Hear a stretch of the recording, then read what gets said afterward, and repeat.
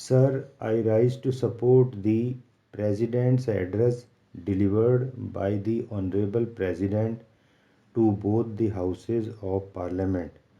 He has declared that the government will always strive for smooth and constructive conduct of the business of the House.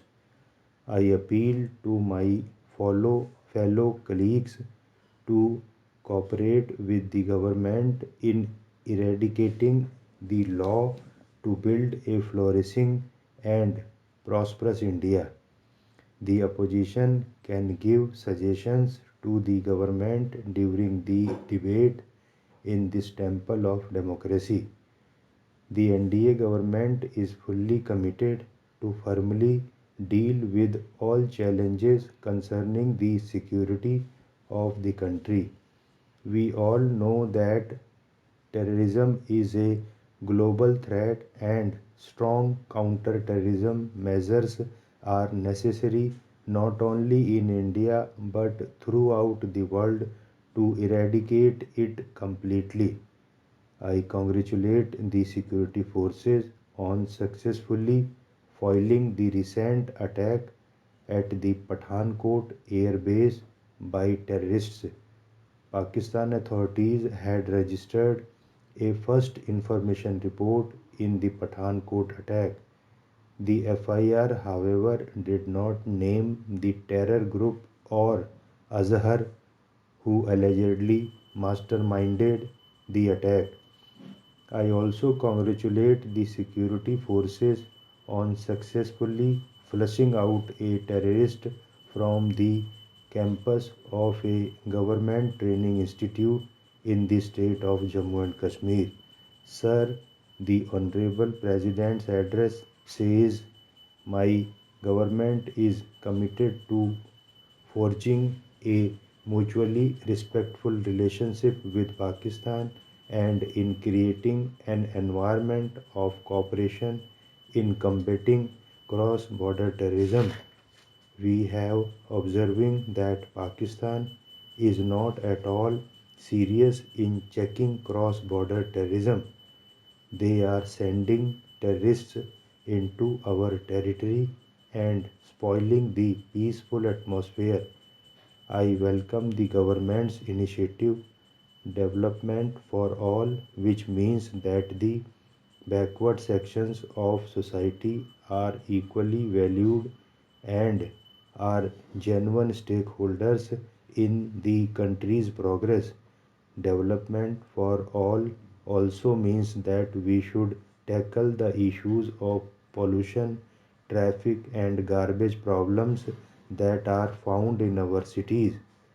Development for all also means development of the entire world because India is a responsible member of the Global Committee of Nations helping humanity solve major challenges like terrorism, climate change, and national instability. This idea of the NDA government shows that they think globally and wants to discharge its responsibility towards humanity across the globe. I really appreciate this idea. The president has also said that the government is focused on poverty eradication, revival of the farm sector, creation of infrastructure in the rural areas. Our government is also taking an initiative to market farm products by setting up of a e-market platform and massive employment generation. I welcome this. The government has education as a priority and the government wants to develop the educational institutions as world class educational institutions. I congratulate the government on this initiative. Sir, the President's address has also highlighted the Pradhan Mantri Jan Dhan Yojana. He was proud to say that it was the world's most successful financial inclusion program. Under the program, out of over 21 crore accounts that have been opened, 15 crore accounts are operational with an aggregate deposit of over rupees 32,000 crore.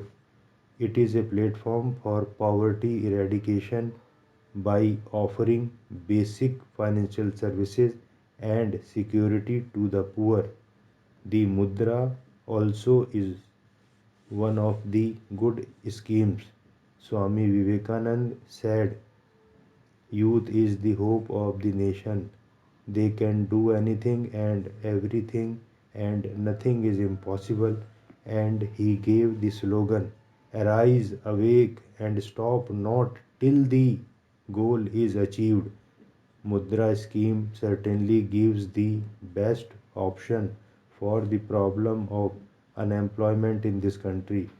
This will help to eradicate the problems like black money and private financial institutions. Sir, the Honorable President has also described the Indian economy as a haven of stability.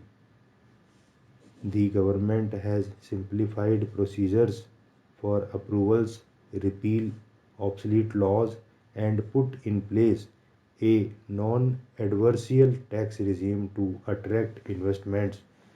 First of all, I would like to congratulate the Honorable Prime Minister for giving 24 into 7 power to our state. I also congratulate the Union government on sanctioning 1,92,000 houses for our state because he is the person responsible for it. I also congratulate the NDA government on giving smart city status to Vizag and Kakinada. The Honorable President has said that India has jumped 12 places in the ranking of doing business with the World Bank, while the foreign investment inflow has risen by 39%.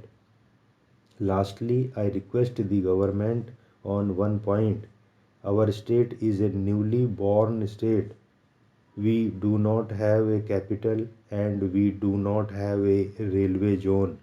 We do not have surplus budget and we have only a deficit budget. I request the government to come to the rescue of the state government and help us to build our capital as we require thousands of rupees to establish a new capital and a railway zone. We have a deficit budget as we do not have other sources of income. The UPA government had miserably divided our state without taking into account further consequences.